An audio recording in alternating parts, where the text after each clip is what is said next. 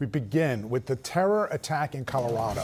What started as pretty much a routine and very peaceful rally in support of the remaining Israeli hostages in Hamas captivity quickly descended into chaos yesterday in Boulder. Video shows this man's Mohammed Solomon, yelling at the crowd with Molotov cocktails in his hands before allegedly he attacked and burned ralliers around him. And today we know that one of the people burned was a Holocaust survivor. ABC's Alex Stone has the details. David and Michelle, this is the area where the attack took place. It has reopened up to the public. They've actually been cleaning off burn marks behind me this morning as investigators are trying to piece together what unfolded.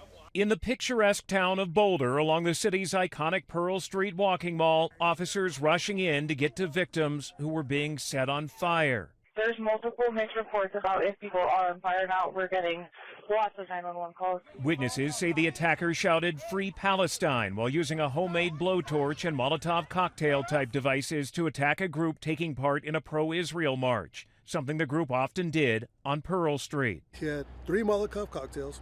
One of them he threw inside of a group. At the group, and one lady lit on fire from head to toe. Today, this man, 45-year-old Mohammed Solomon, is under arrest accused of attacking the 8 injured victims, burning them, leaving one critically injured. The victims range in age from 52 to 88 years old. One is a Holocaust survivor. A Department of Homeland Security official posting on X, Solomon is illegally in the country. I've never seen anything like this before in my entire life.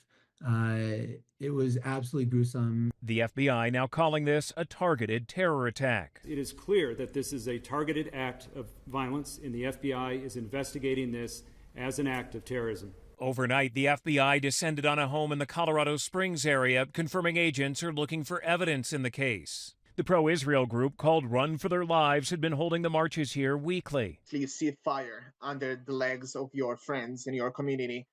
You want to help them. And then this is when we all retreated and realized that he doesn't care. He's there to harm as much as possible. And David and Michelle, formal charges are expected to be coming soon, likely attempted murder counts, along with the possibility of federal terrorism charges. The suspect is due in court later today.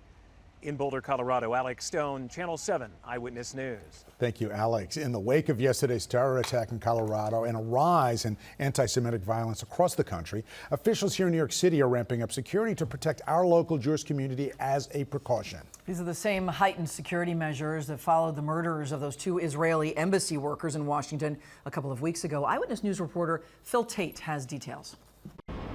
Good afternoon. The NYPD is responsible for the largest Jewish population outside of Israel. And out of an abundance of caution, the NYPD will be bolstering up security in the wake of the recent anti-Semitic attack just yesterday in Boulder, Colorado. Now, this is the look as we'll see across the boroughs outside of places like here at the Israeli consulate, synagogues, and cultural centers. They'll ensure the safety of those that occupy these spaces after yesterday's act of terror, according to authorities.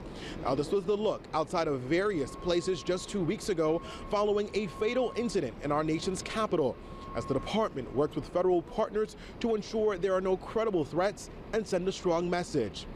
Just last month, the NYPD issued a bulletin to law enforcement agencies warning, quote, Jewish people and institutions continue to be the target of violent assaults, harassment, intimidation, hate crimes, and threats, especially since the onset of the Israel-Hamas war. There are no specific threats to New York at all. We are constantly monitoring not only what happens in other cities, what's happening across the globe, and monitoring all the noise in the usual places.